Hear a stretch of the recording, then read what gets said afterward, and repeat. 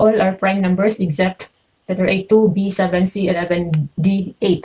So, ang tamang sagot po dito ay letter D. Why? Because 8 is a composite number at hindi siya prime number. So, ano ba yung tinatawag na prime numbers? So, yung prime numbers, that is regular number or natural number greater than 1. So, ibig sabihin greater than 1. So, hindi kasali ang 1. Na pwede lang siyang i-divide by 1 at saka by itself. So, dalawa lang yung pwedeng i-divide sa kanya nang walang remainder. So, yan ang tinatawag na prime numbers. So, halimbawa, ang 2. So, 2 divided by 1 and 2 divided by 2. So, yan lang pwedeng i-divide sa kanya nang walang remainder. Same din sa 7 at sa 11. So, 7 divided by 7, 7 divided by 1. So, 1 lang and itself or ang kanyang sarili ang pwedeng i-divide sa kanya nang walang remainder. Yan ang tinatawag na prime numbers.